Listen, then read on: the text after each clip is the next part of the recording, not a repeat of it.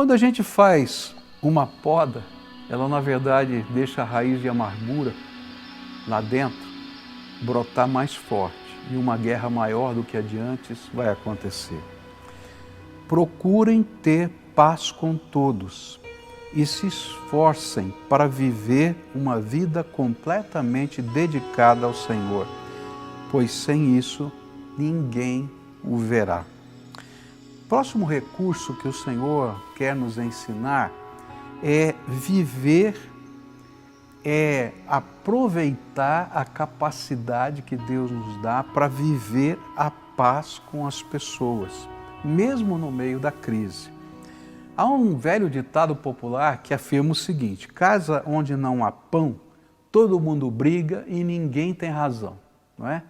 E é interessante isso porque quando a gente vive um problema, uma dificuldade, os limites emocionais eles chegam muito rápido, a gente fica ansioso, nervoso e às vezes a capacidade, né, de paciência fica tão pequenininha, a gente chama isso de limiar, o limiar fica muito pequeno e aí começam a se estressar os ambientes. Então o ambiente familiar se estressa, o profissional se estressa e a gente começa às vezes a brigar sem sentido, discutir sem necessidade. E é mais ou menos disso que o autor de Hebreus está falando. Ele está dizendo o seguinte: olha, eu sei que vocês estão vivendo uma crise, eu sei que nessa hora a tensão está aí forte no seu coração, eu sei que as fraquezas pessoais estão aparentes, estão eclodindo, não é? Eu sei que o nível de tolerância está diminuindo, eu sei que há uma tendência natural para uma disruptura, para uma quebra, porém, há uma coisa tremenda da graça de Deus, um recurso que vem sobre nós, que é a capacidade de a gente poder desenvolver a paz entre as pessoas. E é desse recurso que ele está dizendo, vocês precisam aprender a usar. Eu estava vendo aí um noticiário e estava dizendo que durante esse período, né, de confinamento e de crise social, o número de agressões no contexto doméstico tem crescido violentamente, não é? A gente viu recentemente aqui na nossa cidade uma briga dentro de um supermercado que terminou em morte. E a gente fica pensando, o que é que está acontecendo? Eu nunca tinha visto uma briga dentro do supermercado que virou em morte nesses mais de 30 anos que eu vivo aqui em Curitiba. Você já tinha visto isso dentro da nossa cidade? E de repente a gente está vendo coisas que são fora do normal. O que é que está acontecendo aqui? E o que o livro de Hebreus está tentando nos ensinar é que no meio daquela comunidade cristã a quem ele estava escrevendo, de judeus, no meio da perseguição, ele podia perceber pequenas coisas que estavam afetando a convivência daqueles irmãos. Haviam lá algumas opiniões apaixonadas. E se você olhar, né, a gente vai encontrar nas mídias sociais hoje opiniões apaixonadas. Sejam elas políticas, ideológicas, e de repente a gente vê aquilo como um vulcão. De repente a gente vai encontrar, como ele encontrava também naquelas comunidades cristãs, uma série de soluções dissonantes. Um propunha uma solução, outro propunha outra, e parece que nunca podia se encontrar uma síntese, era tese e antítese, mas não tinha síntese, e tinha que ver apenas uma disruptura no meio de tudo isso. Uma outra tendência nesse processo é de procurar culpados. Então eu estou querendo saber quem é o culpado disso, culpado daquilo, mas na verdade o problema não é onde estão os culpados, mas o problema é como resolver a crise. E muito interessante é que num momento como esse, a tendência natural é sempre a gente acusar os líderes, sejam eles quem forem, tá? A que nível estejam eles, esses são os culpados de tudo. E se a gente continua olhando, a gente vai ver que naquele tempo era assim e hoje continua sendo assim. E eu poderia citar aqui N coisas mais dentro dessa mesma linha de estresse social, de estressamento nos relacionamentos. Talvez o maior exemplo disso na história seja a saída do povo de Israel da terra do Egito.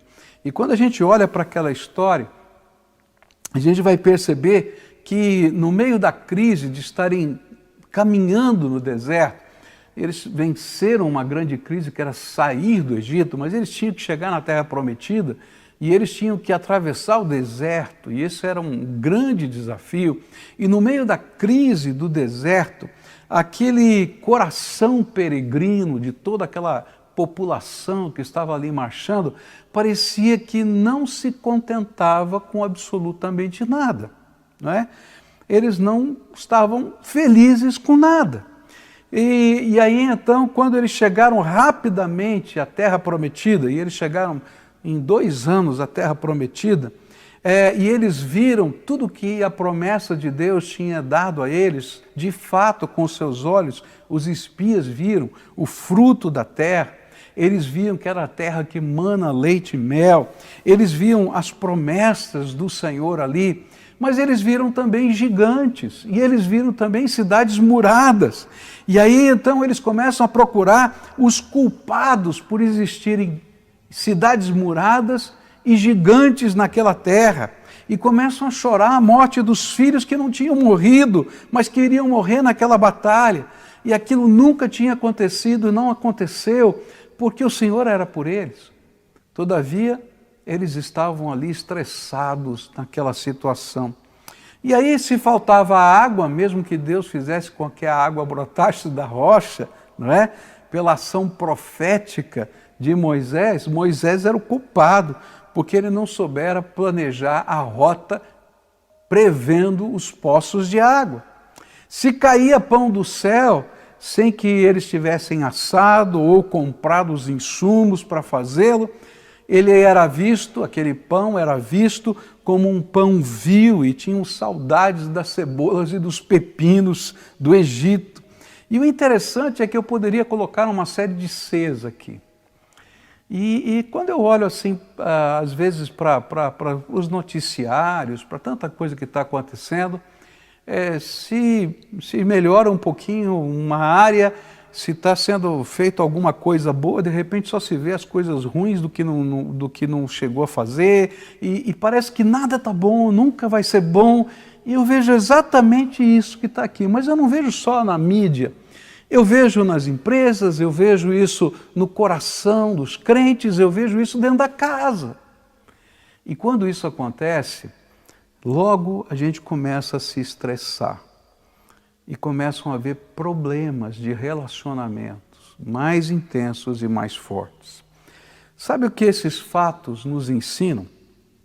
É que não há paz quando os nossos olhos estão obscurecidos pelo medo ou pelo ressentimento. Se os seus olhos só conseguirem enxergar a tragédia, queridos, então nunca vai ter solução para você. E quando os nossos olhos estão escuros, obscurecidos pelo medo e pelo ressentimento, a gente sai à luta contra pessoas e não contra, de fato, o que precisa ser enfrentado, que é a crise. Nós não encontramos forças para enfrentar os novos desafios se a gente estiver com os olhos obscurecidos, se a gente continuar desunido e se a gente continuar amargurado.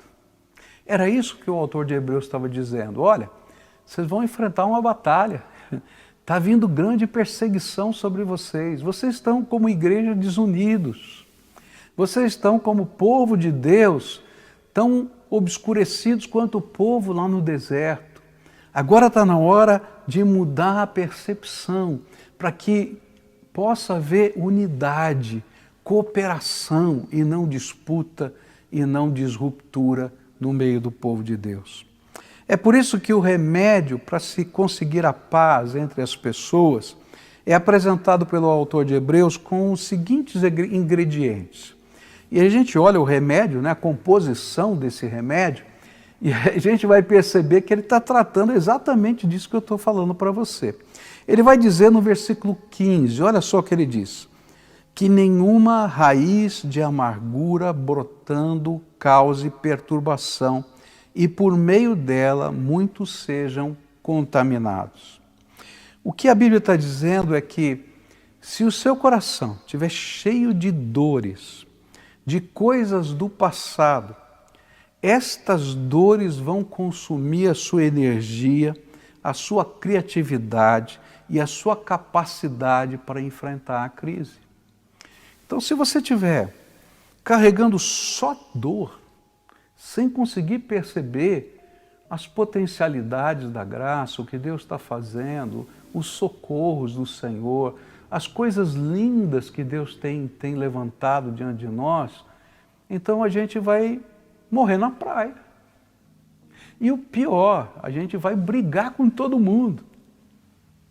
Sabe, queridos, o que o Espírito Santo quer fazer nessa hora é ensinar a gente a viver o shalom de Deus. O shalom de Deus é uma paz que envolve todas as áreas da vida. Porque eu sei em quem eu tenho crido, eu confio na graça dEle, eu creio que Ele tem um plano para a minha vida, que Ele tem um propósito. Então eu não preciso carregar as minhas dores, eu vou agora para o enfrentamento, crendo na graça de Deus. Quando aqueles espias que vinham trazendo no seu coração o espírito da escravidão, olharam para o tamanho dos gigantes e para as fortalezas, olharam para os muros, eles conseguiram apenas enxergar a desgraça, porque eles não eram capazes de enxergar o que já havia acontecido, um mar aberto, as pragas do Egito e as vitórias de Deus. O que é que você tem enxergado? A graça do Senhor Jesus Cristo ou só as tragédias e desgraças da sua história? Eu não sei como, mas sabe o que eu creio? Que se nesse momento você está me assistindo, é porque de alguma maneira Deus tem suprido o que é necessário na sua vida. Eu não sei como, eu não sei se é de uma maneira ou de outra, e às vezes a gente só está olhando para a desgraça. E o que o autor de Hebreus está dizendo é o seguinte: olha, percebe a grandeza do Deus que sustenta a sua vida. Olha, percebe a graça de Deus. Eu recebi várias informações essa semana que me trouxeram tanta alegria.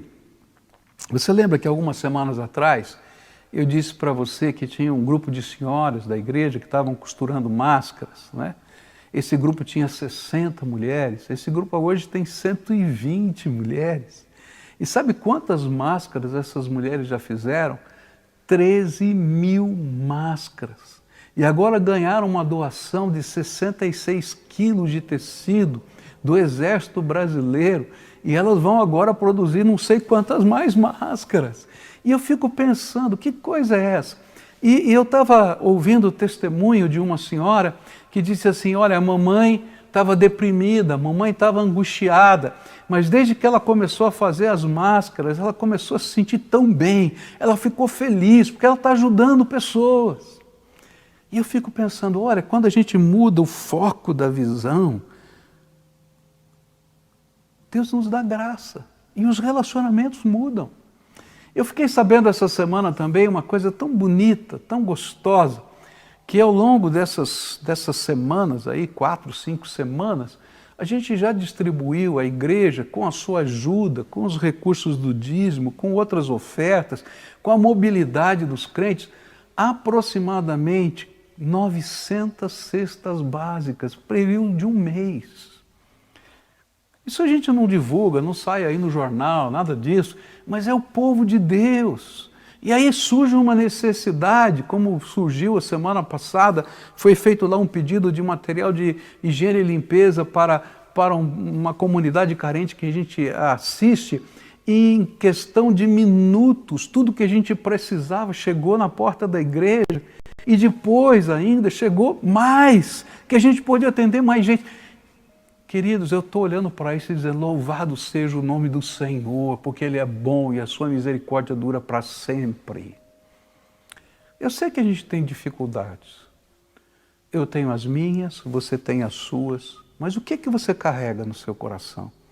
As desgraças ou a capacidade de perceber a boa mão do Senhor. A boa mão do Senhor não se retirou de sobre nós. Por isso ele vai dizer, ó, se você está trazendo dentro de você uma raiz amarga, e essa raiz amarga está contaminando não só você, mas todas as pessoas à sua volta, então pode ter certeza que os seus relacionamentos vão ser estressados. Quer seja na mídia social, quer seja lá na sua casa, quer seja lá no seu trabalho, enfim, em qualquer lugar, porque a gente não está bem. Mas se eu tiver bons olhos, eu vou poder perceber o que Deus está fazendo. E aí eu deixo de procurar culpados e começo a enxergar uma maneira cooperativa para facilitar os processos da nossa vitória. Se a gente gasta energia buscando culpados, a gente não gasta energia na criatividade de poder enfrentar o que a gente está vivendo. E é por isso que a gente tem que aprender a colocar pedras em cima de assuntos. Se a gente não enterra determinados assuntos e diz isso aqui não compete para essa hora, eu faço o seguinte, eu pego uma planta amarga que está dentro do meu coração e quem sabe até eu podo, mas eu não arranco as raízes. E sabe o que eu aprendi? É que quando a gente não arranca a raiz, somente poda, essa planta amarga vem mais forte depois do que antes. Sabe, a gente tem que pegar algumas coisas e dizer, isso não interessa mais. O meu foco está no futuro, o meu foco está no que vai acontecer amanhã, o meu foco está na graça de Deus, o meu foco está em Jesus Cristo, o Senhor, o meu foco está na boa mão do Senhor. E aí a gente vai sair dessa coisa amarga do coração. E por isso, se você quer não apenas podar a raiz amarga, mas quer colocar pedras e enterrar e acabar com essa planta que faz mal, você vai precisar perdoar. Essa é a única maneira de arrancar a raiz. Como é que a gente enterra? A gente resolve, a gente entende, a gente compreende que isso aconteceu, que foi um dano, e eu digo, ok, a conta já está paga, acabou. Não vamos voltar mais nesse assunto. E esse é perdão. Acabou. Chega de desgraça. Talvez na sua família tenha acontecido um problema 10 anos atrás. Num momento de crise, aquele problema de 10 anos atrás tende a voltar com mais força. Chega, em nome de Jesus, chega. Talvez lá no passado você tenha tido uma derrota e de repente agora todos acusam a derrota de ontem. Chega, olha para frente, Deus tem mais, Deus tem mais. E se o Senhor está conosco, quem pode ser contra nós? Não permita que os seus olhos fiquem obscurecidos pela sua dor, mas que eles sejam iluminados pela sua fé, pela sua esperança, pelo seu amor, que procedem de Jesus, o nosso Senhor. Essa é a palavra do autor de Hebreus. Mas o segundo ingrediente vem no versículo 14, ele diz assim, esforcem-se para viver em paz com todos e para serem santos. Sem santidade ninguém verá o Senhor. Mas o que a santificação tem a ver com a paz com as pessoas? Tudo. Por quê? Porque o perdão não é natural para nós. Colocar uma pedra no assunto não é natural para nós. Sabe, colocar um chega, não é, no processo, não é natural para nós. Eu me lembro de anos atrás, eu fui numa pizzaria e eu me levantei, estava com pressa, eu me levantei para pagar no balcão do dono ali o que eu tinha consumido. E quando eu cheguei lá, atrás dele, né, na caixa onde ele ficava, tinha emoldurado, não é, e colocado em vários quadrinhos, não é, com vidro na frente, o cheque sem fundo que ele tinha recebido na vida. E a parede dele estava cheia. E eu olhei para ele e falei, o que é isso? Ele falou assim, é para esses safados, se um dia voltarem aqui e verem o seu cheque aqui. Eu nem sei se um daqueles safados vai ver cheque nenhum. Mas é para ele mesmo lembrar quanto ele perdeu. Que coisa horrível. Aquele homem estava insatisfeito e infeliz. Vai continuar infeliz o resto da vida. Porque aquele cheque não vale mais nada. Não funciona para nada. Sabe, o perdão não é natural para nós. Sabe o que é natural para nós? É o desejo de compensação. É o desejo de punição. É que as pessoas sofram o que a gente sofreu.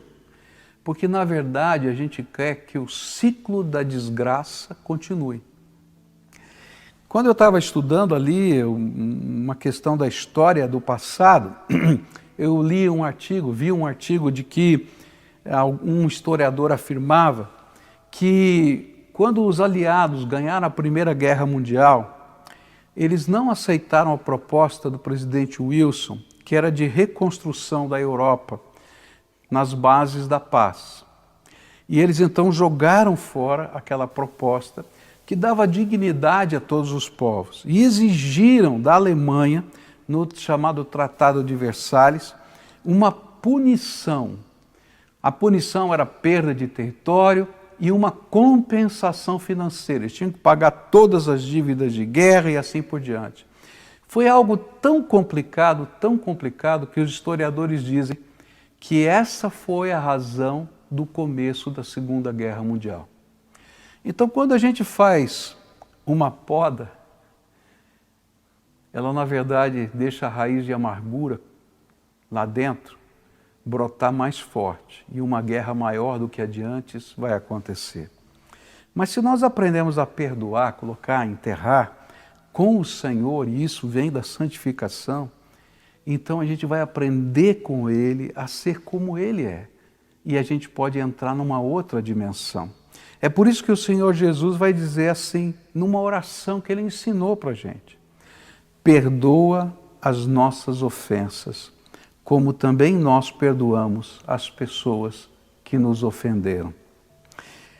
E aqui tem um ensino profundo. Por que Jesus está dizendo que Deus perdoe as nossas ofensas da mesma maneira como eu estou me dispondo a perdoar quem me ofendeu? Meu Deus, tem muita gente que, se Deus ouvir essa oração, está lascado. Porque não consegue lidar com o coração, está sempre amargo. E gente amarga a vida de todo mundo à sua volta. Se a gente quer aprender a perdoar, a gente tem que aprender a copiar Jesus.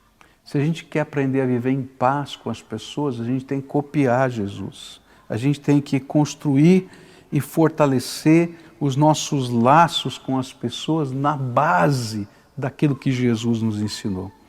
Por isso a gente tem que aprender a buscar a maneira de Deus para viver.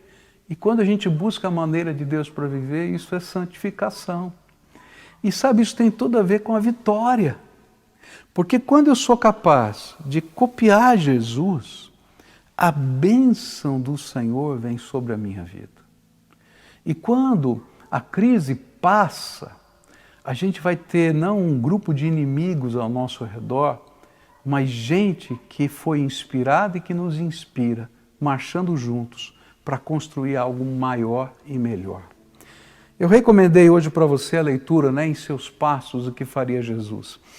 E volto a recomendar porque eu acho que esse livro pode ajudar você, apesar de ser uma novela, não é uma história real, mas pode ajudar você a ter essa dimensão da santificação de uma maneira tão lúdica, tão bonita, num romance, onde as pessoas estão buscando santificação, dizendo: eu quero imitar Jesus, eu quero imitar Jesus.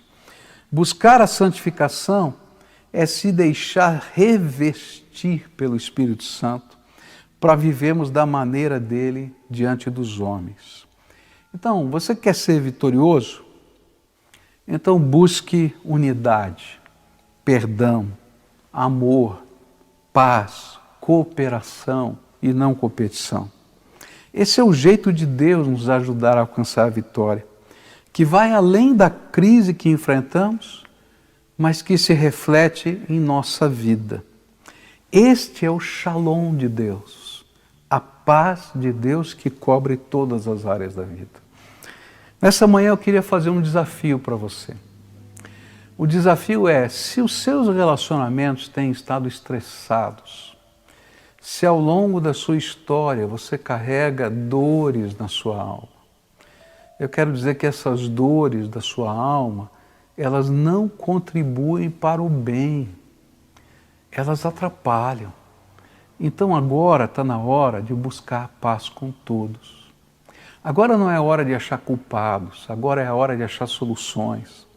Agora não é a hora de perder tempo com aquilo que não produz resultados. Agora está na hora de concentrar as forças naquilo que de fato pode fazer diferença na nossa vida. E eu queria terminar lembrando daquela história daquele povo da Síria, não é? Eles passaram por 7 anos de guerra, 7 anos de fome, 7 anos de luta. E é interessante porque quando nós fomos lá, havia muçulmanos, cristãos, já estavam em briga, já há muitos anos. Essa era a razão dessa luta, além de outras. Mas havia também cristãos e cristãos de várias denominações diferentes. E todos estavam sofrendo. Quando um pastor reuniu todos os cristãos da cidade e disse assim, olha, nós precisamos nos unir e um ajudar o outro. E aí inventaram os toques dos sinos, inventaram o compartilhamento da comida e até a defesa das suas famílias. Naquela hora não tinha presbiteriano, batista, não tinha qualquer outra denominação. Sabe o que tinha? Um povo que queria servir a Deus e enfrentar a crise e viver. E quando nós chegamos lá, nós fomos recebidos pelos cristãos. Ninguém mostrou a bandeira da sua igreja, mas mostravam Jesus Cristo como Senhor da sua vida. E eu queria dizer para você, está na hora da gente se unir em família, em igreja, a favor do plano de Deus e da graça do Senhor. Essa manhã eu vou desafiar você a fazer uma coisa muito difícil, arrancar aquilo que está envenenando o seu coração e colocar aos pés de Jesus e pedir que no buraco que vai ficar, deixar que a graça de Deus venha sobre você e pedir que a paz dele alcance todas as áreas da sua vida. Mas agora eu vou orar por você. Pai querido, em nome de Jesus, o teu Filho, que eu venho buscar a bênção descrita na tua palavra. A tua palavra diz que nós devemos buscar a paz com todos os seres humanos, se a gente quer vencer a crise. E nessa hora eu quero te pedir, Senhor, tem gente amarga, tem gente doente, tem gente, Senhor, angustiada, tem gente perturbada.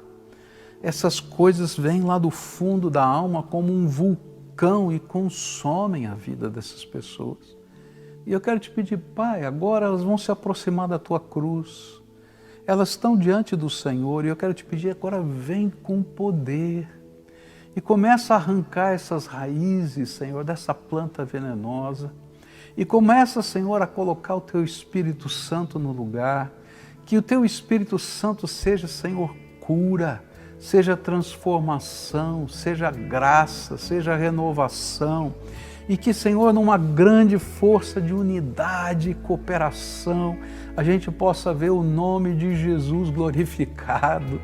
E que os nossos olhos sejam, Senhor, capazes de enxergar a boa mão do Senhor, mesmo no deserto.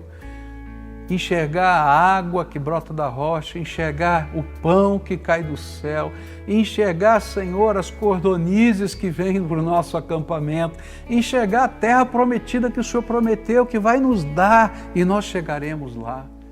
Ó Pai, em nome de Jesus, abençoa esse Teu povo. É aquilo que eu oro. Amém e amém.